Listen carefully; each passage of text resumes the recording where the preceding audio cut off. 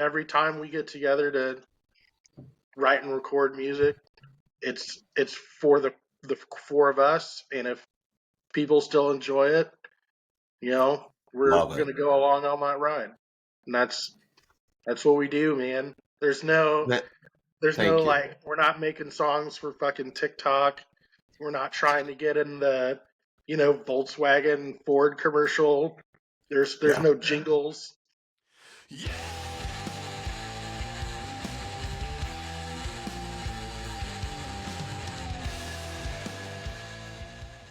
Hey, I've got Mike here, Mike Dye from Godzillionaire. I'm super stoked to have him.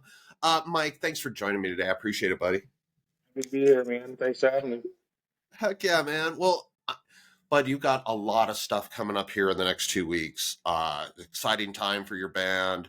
You have a new single coming out on the 8th. And then you have a big show coming out the 10th. And then you guys are going to be playing. Then you guys have an album coming out on the 17th. Man, I'm super stoked about that. The new single release, buddy, it's Drowning All Night. I've been listening to that song quite a few times today. I love it. So tell me, how do you feel about the next couple of weeks, bud? Are you just stoked or apprehensive? How are you feeling? We're pretty excited, man. You know, the reception Negative Balance is really awesome, and it was a lot longer of a album to put together. It's a concept. There's things going on kind of really with all of us while it was happening, just personal lives. And I'm very excited about the new record. We put a lot of time into it. Um, It's a we great recorded record. a lot of it uh, in our respective home studios, as well as Massive, where we did the last record.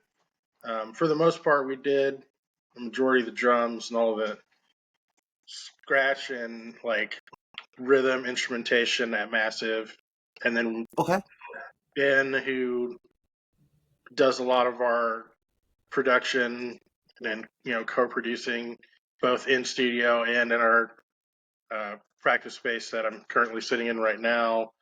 We did a lot more guitars and synthesizers, and the majority of the vocals that we didn't use from the Massive sessions ourselves. So it's a huge combination of what we did before and something new, and that probably is reflected in the vast genre skipping that we do over this I album. want to. Yeah, I Like, want to talk about that for sure. Yeah, yeah. and What's we we were going through some stuff for this record too, and a lot of the recording was, you know, during times when we could do it with Mark and kind of just getting through it. And then COVID happened, and it it was a real interesting time. Like, we released Negative Balance in COVID, which was also weird. I Canceled a lot bet. of big shows for us at that time too.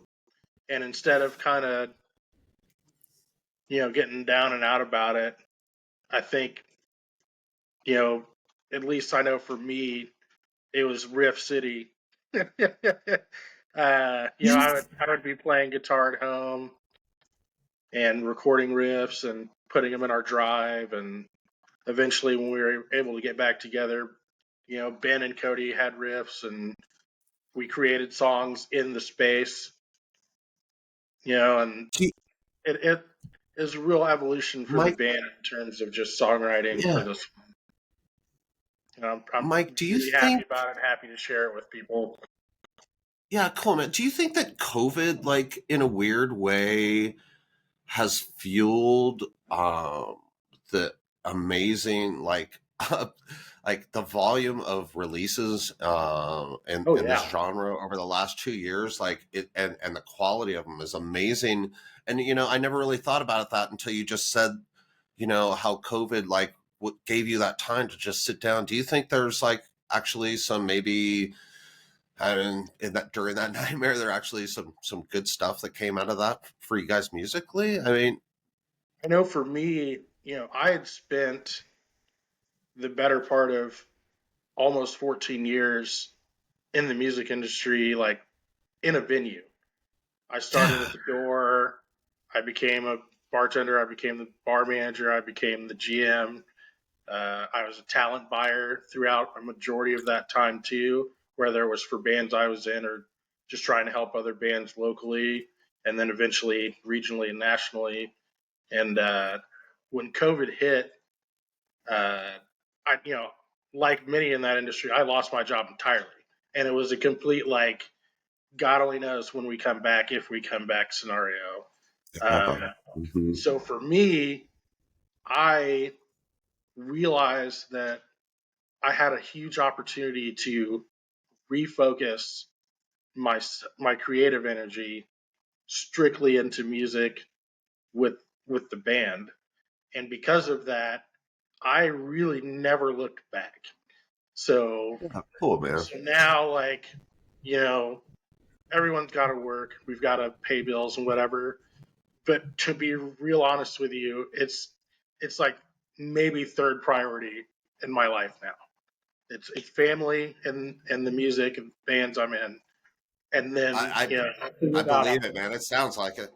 And I Yeah. think that happened for a lot of people, where they finally were just like, I could keep working 80-hour work weeks and not, like getting real fucked up and blazing and just spending the 45 minutes to an hour or whatever we get to ourselves to create music and get together with friends and create music, or I could cut half of that out and really get after this other thing, and that, that's what happened to me, and I know it happened to a lot of us in the band too, and It it's sounds just pretty like it. You reflective. I know, think you're right. There's a culture shift musically, I think, with a lot of people that decided, hey, wait, I don't have to give a shit about all this other stuff.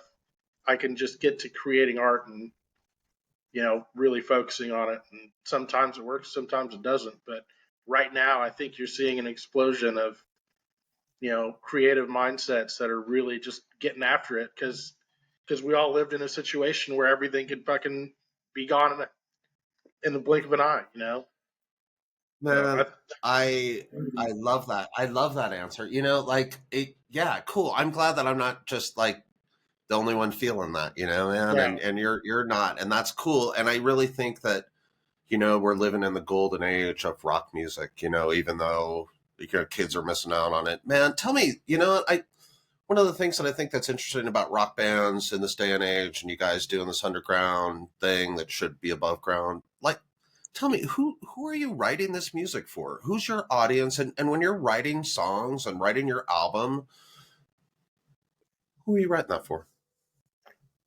I us the four of us, and at the end of the day, I think the other three guys in this band could tell you that outside of our families and pets that we see every day and hug and hold dearly, uh, I most look forward to getting in the room with these guys and playing music. And realistically, you know, if we never played another show again and just played in this room until the sun burns out, I'd be just as happy with that. I don't really give a shit about you know being a rock star or having a fuck ton of money or all of that stuff. The music for me is the most important thing, and it's in every aspect of my life. And the ability to create music and have people care about it and not really like expect us to cater to whatever trend or cool thing everyone else is doing, and to be able to like finance that. One of the greatest things that happened with Negative Balance is it was a situation where we spent a lot of money to record it, and now we don't have to do that anymore because we've garnered a fan base that has allowed us to be able to record whatever music we want, to release it in any fashion we want, and that was ultimately the goal. And it's insanity that it happened the way it did when everything went to shit, like uh so Like we out don't of the take that ashes, man. we don't take that for granted, and every time we get together to write and record music, it's for the four of us, and if people still enjoy it, we're Love it. gonna go along on that ride. And that's what we do, man. Man, There's no thank you. like we're not making songs for fucking TikTok. We're not trying to get in the Volkswagen Ford commercial. There's Yeah. no jingles. Yeah. Although No, hilarious, there's no, it's we beautiful. do have music locally in a commercial for a tree care company, which is Oh, that's hilarious. cool. And That's and awesome. right, yeah, and like that goes to that's a fan of ours. So I was like, hey man, really love the music. I have a limited budget. Would love to use your music for my tree care business. We're like, Dude, that's fuck, organic right there, man. like, it doesn't get more, you know, Like that's beneficial a to us as like musicians, where someone was like, I think your music's so cool that not only am I going to listen to it, in my headphones on my personal day, but I'm going to use it to, put eyes on my business because I believe in you just that much. And man, that's a big it was compliment. That's awesome. right. And, Yeah. and, and that's the kind of thing that leads to where we are now, being on Ripple and being able to do things like Planet Desert Rock and releasing our album on vinyl. All of these things happen because at the core of the band, the music was first, and that's how we're going to keep it. Man, right on. So man, when I listen to the new album, well, it just blows me away, and I listen to it frequently. And I mean, Thank you guys, if you guys who haven't heard it, tell man, the 17th is going to be a fucking good day for you because it's a really good album. I you. let me talk about. I want to ask you a couple questions about the album specifically, and not in too much detail because I know it hasn't been released yet. But one of the things that I really enjoyed about the album is the order of the songs and the variance of the tempos of the songs and how it builds emotion and anticipation. Did you guys like put those songs in that album order for artistic reasons, or were there maybe like album recording reasons that I don't understand because I don't do that stuff for a living? Or but talk about that because it really reminds me of like a good 70s rock album where you got some fucking bangers and then you got some slower, more introspective type things. Tell me about that. Uh, so it's actually funny you mentioned that. When we sent the initial finished version of what we had to Ripple, to when we were shopping for distribution to get this thing out, in our online drive, it was an alphabetical order. So when they got it, that was the sequence, was alphabetical order. Okay. And I think for a while, none of us really talked about like how do we want to sequence this thing. It kind of just was in that format for a long time. But ultimately, we kind of crafted it like a set list, like we do for every show. Um, we want those highs, we want those lows, and there's also, I think, thematically for the record, there's a journey there, and when we were really trying to figure out how to piece this thing together, that's just kind of where we landed in terms of how we wanted people to feel going through it. Can And you tell me about the story of the album? um, I really wish Mark was here for this part, but And that's he cool. was Just you going could just through a give us. lot of things. And I will say, you know, it's the best way to put this. Life is short, man. And you want to enjoy what you do with your friends and your musicians and your family and all of that. And a lot of this record is, I think, introspective to the journey of life and how we get through it. And there's a lot of heavy things on that record, similar with the last one. Mark is a he's a really good lyricist, and I think when people start listening to that record and really getting into the lyrics, they'll know what I'm talking about. Yeah, Uh, it, it for it's sure. a journey, man, and I don't think we really meant for that to happen. It kind of just did, based on the circumstance of us writing it, recording it, and putting it together. Was it the album cover itself is it's a tough picture, man. It's like and then you Yeah, listen to the album and it becomes even more of a statement. Was that a difficult decision for you guys to use that album art, you or was it know, just really important for you guys to use that? uh, Mark likes to joke that Godzillionaire works at a glacial pace.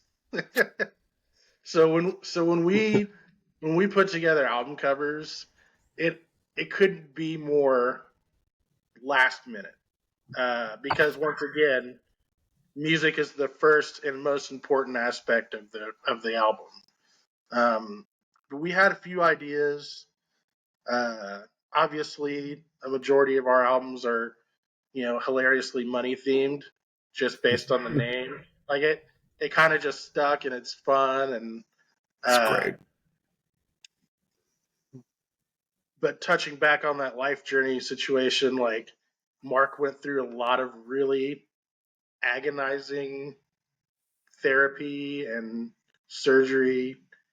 And I think when he really was thinking about an album cover, he jokingly sent that picture in our band chat.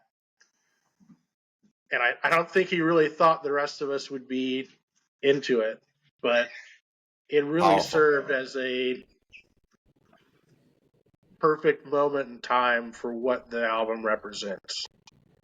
And Yeah. I couldn't have been happier that he wanted to share that moment. I think with us and with his fans. Like it, it's a deeply personal situation. I'm sure it was very hard for him to actually, when we were like, "Yeah, let's do it," to accept that maybe that was the right decision. And I think now, the more we talk about it in conversation on the phone or in person, uh, I think it was right, and Yeah, man. it really puts that album thematically, lyrically, and just like emotionally, just listening to it into perspective. Yeah, it absolutely does.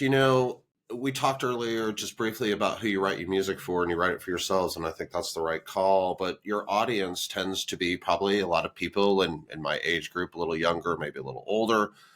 And so like I think this album and the theme is going to resonate with a lot of us. And I know you probably guys didn't really think about that, and I think it's wonderful. But like from a fan perspective, just really quick, like our crowd is kind of older, man, and so Right. these kind of, do you think that getting older has improved your songwriting ability? I mean, we live in a society where every kid who has a hit, they're 19 to 24 years old, and I mean, I can't stand that really for the most part. But, do you think that your age has made you a better songwriter? I wouldn't doubt it. Uh, we uh, we tend to write most of our songs in the recording space, not the recording space, the rehearsal space rather. Okay. We like to say we go into a black hole and kind of pull whatever we found in it out and represent it again in recorded form. And yeah, man, I we put in a lot of work. You know, Mark's toured the world in his previous life, band life, and the rest of us have been in other bands and do other projects currently. And yeah, I think it really translates well into the music. That also, for this band, is why we don't like we're never going to write a full on just straight rock record.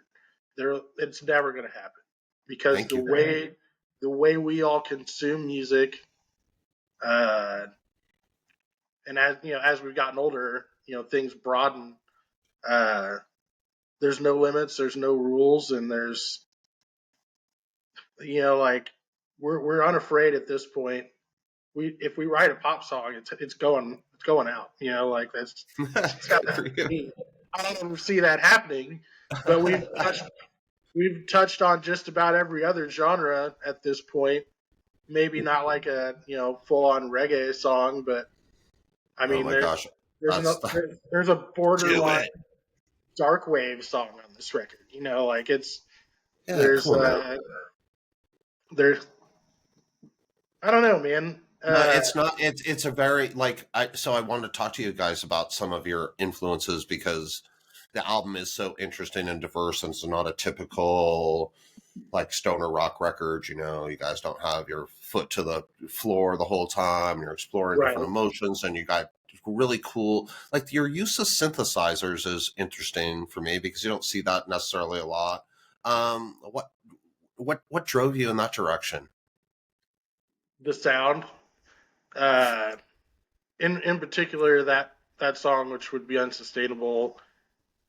We That's we a wrote it good in a song. black hole practice jam, and that bass line was something I played on an actual bass. The song, there's actual bass on it, but as we went through that recording process, it occurred to me that the sound I'm actually trying to replicate is the synthesizer. That's Uh, brave. Yeah, that's cool. and I I was in an industrial project briefly with my friend Slade, who collaborated with us on that song. He did a lot of the production soundscapes that are in it, and uh, his bandmate.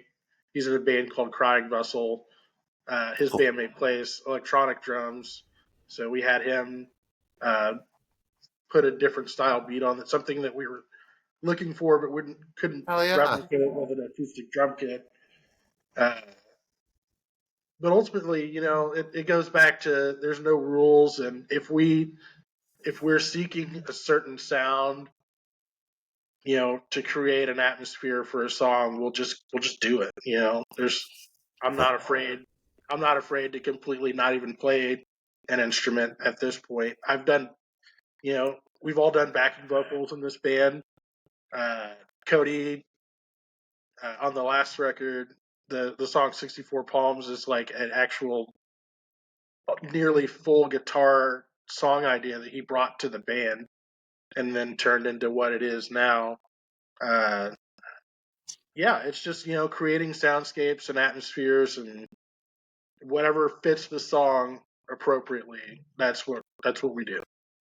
Yeah, that's awesome. I think you guys are excellent songwriters, and I really enjoyed listening to each and every song on the album over and over again. So I imagine I mean, I can't wait to have a vinyl copy of that thing. It's going to be awesome, man. Me too. I'm very I looking want forward to I that. wanted to ask Mark a question, and I know he's not here, but I'm just gonna throw this out here really quickly. The song that you guys did, "Common Board," "Magic Nail," like Mm-hmm. man, for well, you know what? Actually, I'm gonna ask a different question, but for me, that song like sort of had like a weird Doors influence to it in a good way. Not like the sound necessarily, but the idea of the song.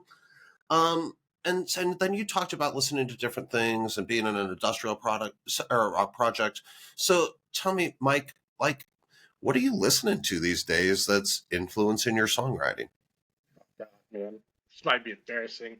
Uh, No, it won't be. It's cool, man, because it's cool that because I can already tell that you're pulling influences from all over the place, and it's like making beautiful music. So uh, I can tell you recently, especially just because it's coming up. I've been really listening to a lot of the bands that play like Desert Rock Five. Uh, Mostly because some of them I'm very familiar with, like Fireball Ministry. Uh, but like, you dive into a catalog like Sergeant Thunderhoof or Germ or, just incredible bands. Mr. Bison, the entire I know lineup they're so is good. super stacked. And one of those bands in particular, for me, that I probably listen to more regularly now is Luna Soul. I Um, love those guys. I love that and band. it might have to do with the vibe there is kind of we're kind of meshing in certain ways and certain aspects of the way we approach music. I agree. They don't really seem to have any rules over there either, which is fantastic. And I do appreciate it as a listener. It's Me it's too. really refreshing Yeah. because they don't seem to be a band that is really into doing the same thing all the time either, and it shows in their last record. Uh, But wait till you see them live. It blew my mind. I saw them like a week and a half, maybe 2 weeks ago. It was great. yeah, and I'm hoping that happens. We'll be seeing them soon. Uh, is Yeah, what man. I'll tell you there. But yeah, I listen to everything, man. I listen to a lot of hip hop. That's kind of where, like, when I grew up, I'm biracial. My dad's black, my mom's white. And I grew up in Texas. So Okay. growing up, there was a lot of hip hop. There was a lot of country, oddly Okay. enough. And my mom is hugely into reggae, still to this day. That's like her favorite genre. But somewhere in the middle there is always rock and roll,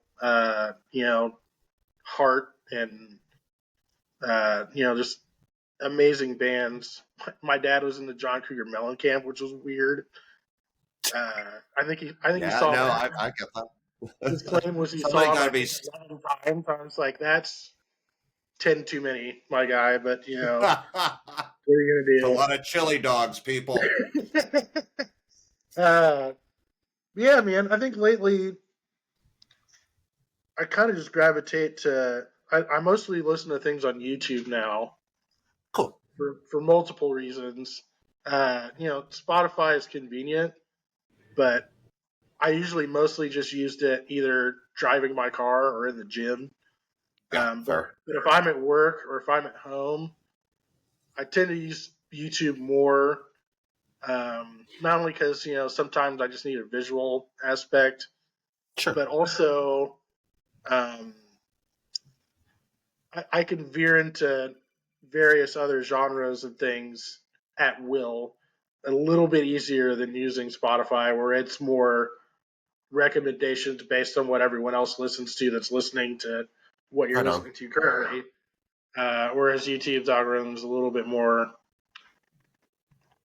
diverse. Also, I do like the fact, and I had been thinking about it over the last year, YouTube probably pays more to all of these people that I'm listening to, depending on whose Probably it does.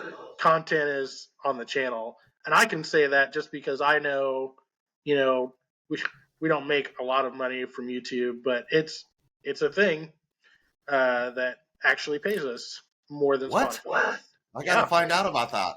weird, right? I'm not saying it's a I lot. literally have to find out about that. No, that's awesome, man. I think I know Spotify's rough on artists in that aspect. You got on one hand you got some exposure, but on the other hand, you're sure not making any I money mean, from the it's music that they're making. So yeah, the hate on Spotify is weird to me because it's a double-edged sword. Like, 20 years ago, when the Napsters and Kazas and LimeWires were first really yeah, starting to proliferate the internet, uh, it was at that moment that everyone realized, like, oh, this is basically the cassette tape. I can literally make a mixtape or just copy someone's album and it was pass it on to amazing. my friends and you know listen and create and copy music for free. Yeah, So it's just that really to me on a large, and maybe I'm just saying that because I grew up with it. I started using the internet when I was like 11 because my best friend Paul, his dad worked for Halliburton when I was living in San Antonio. So they were like mid mid level rich ish. They had a pool and basketball hoops and all that. But they had the cool. internet. So Yeah, so when so Paul's dad worked nonstop. He probably worked like 90 hours a week.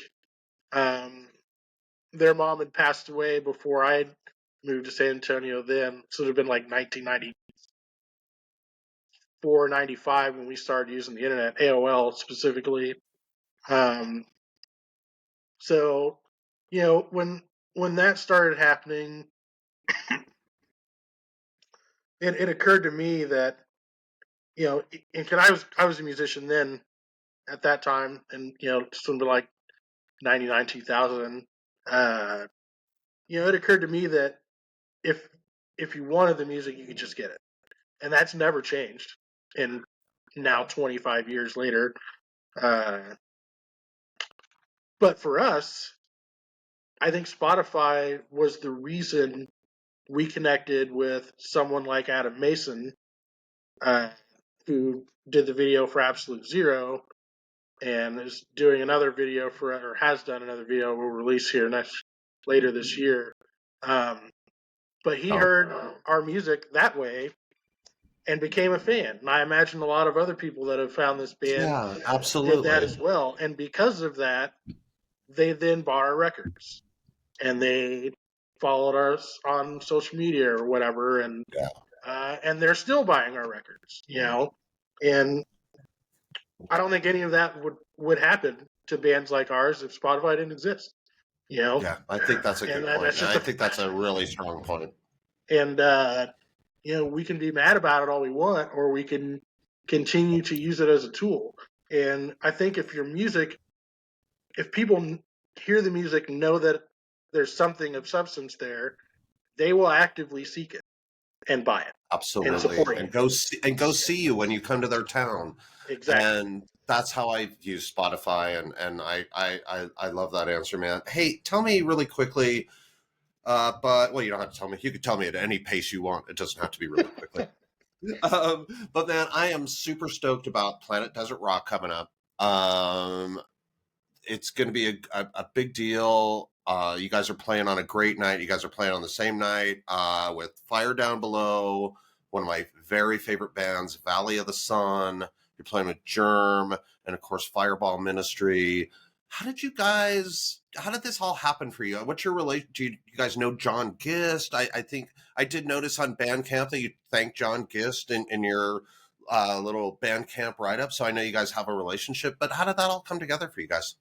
Uh, I mean, really, like people like him and Leanne Ridgway that we also like Yeah, heavily thank for kind of pulling us from where we were in this like very underground situation we were in and championing us uh, to just to help just because they were fans, and John reached out to us a while ago. I'm really bad with time frames, no, so that's okay. forgive That's me. cool. But well before we were asked to do Planet Desert Rock, we were talking in the background just about music, and uh, you know, he's a big fan of Mark's Yeah, from Paw, and you know, just I think Mark is a person, and who isn't cool. really. Right Uh, on. but we had talked to him for a long time. We were already kind of planning to try and get out in his direction anyway, and I think he was really just like trying to push us that way. And then eventually, when he was putting together Plan Desert Rock 5, he just asked us point blank, like, "Hey, the budget's not Cool. huge, and I don't really know all of the bands we're putting in there just yet, but I really want to make this happen for you. I would love to Right have you on. here." And of I'm course, so we accepted. Uh, and he's really instrumental, I think, in helping us get into contact with Todd and Ripple and really starting that conversation in a more serious tone. We had reached out anyway, but I think with his involvement, it really did help, get our foot that's in the cool, door to getting this album out to more people, which is what we were man. I'm trying to do. And I can't I'm wait grateful for that. to see him in person and give him the biggest hug. I might, Have you ever tear. met John? Have you ever met John in person before? I haven't. I'm Dude, looking it's forward to it. you are in for a treat. He is like, in all honesty, John is like the best guy. He is, you know what, man? You'll have a great. I can't wait to meet you guys out there too, man. Same, man. Yeah, it's going to be a hell of a weekend. I'm super stoked that John put the effort into bringing you guys out and introducing, and that's how I found out about your band is through that announcement. So I was like, Nice. oh, Godzillionaire, man, hell yeah, I'll check them out. And I'm blown away. You guys come from a really exciting scene in Kansas City, and there's super exciting things going on there. That region is a hot spot for, I don't know, Lance from the Midwest Doom Coalition said, yeah, because there's not shit else going on here. I don't know how true that is, but man, it's super exciting what you guys have coming out of Kansas City. Sir, but I figure we should like kind of wrap this up, man. But is there anybody you want to give a shout out to from your scene or from your band or your family or anybody? But I'm going to give you a few minutes just to say whatever you want to say. Man, you know, Brendan from Sony Doom is the homie for life. He's an amazing dude. He has stuck his neck out for a lot of bands, and Yeah. so they're more out. They're in kind of Manhattan, Topeka area, or at least more active there anyway. We're in Okay. Lawrence, which is 20 minutes from Kansas City. It's not that far. Uh, but yeah, amazing bands out here, man. Stony Doom, Gurney, we're playing with Orphans of Doom next week, which is an incredible band if you've never checked them out. I will check them out. And just incredible people in general. Uh, the list is long, man. Yeah, we have Buzzard. I'm talking to Buzzard Fight tomorrow from that area, and Yeah, then and I've been talking to them about doing a show together, maybe in the future. cool. Uh, and Horned Wolf are good people as well. The list is long. The list is It's long. very. It's But long, I man. don't want to like leave anyone out and No, anger the homies. They know who they are. we love all of you, Kansas City area Lawrence bands. Seriously, like the Right. amount of talent coming out of that area is it's sick. And like I live in Denver, and man, our scene's pretty vibrant here. But man, I look to the east, and I would, you guys got a lot of exciting stuff going on. and I would also recommend checking out Drifter from this Okay. area too.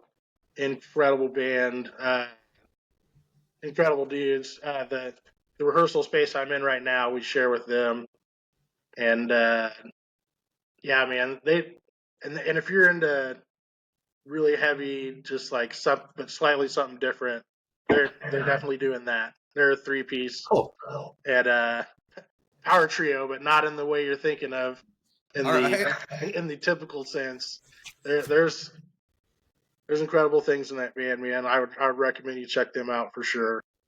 Drifter, then, And right? Drifter. Wait, who is Yes. that you were talking about? Drifter. All right, cool, man. I'm writing stuff down, but I'm gonna have to like go back and pull some stuff out of here, and we'll hashtag or mention or whatever those Facebook terms are. Like fucking great at that Yeah, shit. and if you end up getting into Drifter, you should definitely reach out to them and Okay. chat with Dean. Dean is their bass player and singer, and that man has stories galore. He's All right, man. been in the scene a long time. He was involved with Relapse for a long time for a while. All right. The band The Esoteric, I don't know if you know who that is. No, I'm not familiar with them. Some of the bands are new to me I for this would. scene, so awesome. I'll Uh, check those guys out. you want to talk about a band that's influential in this area? That band is Yeah. one of them. I would. If you've never checked them Esoteric. out, I would definitely. Yeah, The Esoteric, not All right, Esoteric the well, rapper, and not Esoteric the black metal band. I think from the UK. The I'll figure it Esoteric out. from Lawrence. All right, cool, man. Yeah. Dude, I love that Yeah. about the scene. It's like share those bands. There's so much good music that like when I started doing the Doom chart thing, like it was like I got so much music, it was so overwhelming, and then I finally had to get to the point where I realized that I'm probably not going to hear everything that I want to hear in my lifetime because we're like I said earlier, it's like the golden age of rock. there's so much good stuff. There's so many good bands, man. But Right. thanks. I appreciate the heads up on those bands. Mike, I can't wait to meet you in person in Vegas, buddy. I mean, Same, man. like, I'm looking man, forward to it. cool, bud. I hope you guys have a great show on the 10th. Hey, everybody, definitely be paying attention on the 8th when that new single drops. The song is just badass. And then the 17th is going to be a huge day for all of us, especially you guys, man. The album's going to drop. It's going to be, but it's going to make waves on the scene. I mean, it's like, Thank you, man. you guys are going to get that album of the year stuff right away in January. People will be like, is this the album of the year already? Because it's that good, man. It's like that good. So I'm super stoked, bud.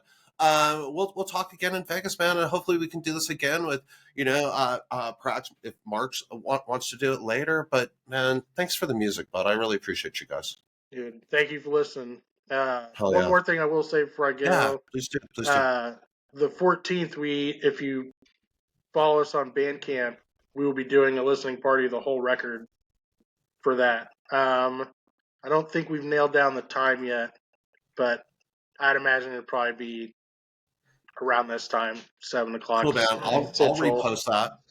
Yeah, I think we'll probably make that announcement here beginning of next week when we really hash it out. Bandcamp listening party on the 14th coming up for the new album. That's going to be exciting. Get a preview of it, then bust your wallet out and get that shit ordered. Get it on vinyl. I imagine you guys are going to do CDs. At least get a digital copy. There's if you go to the Ripple Bandcamp, you can get the CD copy or the vinyl copy from there. Right. Domestic, U.S. or international. So yeah, and thank you so much. Thank you for having me, man. Mike, there's I know we could talk for another hour, bud. So I'm gonna man, we'll talk in Vegas, bud. And then, man, you have a great night. Let me know if you guys need anything. We'll talk soon. Send my best to Mark, though. Okay. Will do. All right, Mike. Hey, bud, just hang on. I'm going to stop recording. Then I just want a minute with you, if you don't mind, bud. No problem. All right, thanks, y'all. This is S. Patrick Brooks from the Heavy Underground Farm Report with Mike Dye from Godzillionaire. Hang on, Mike. Yeah.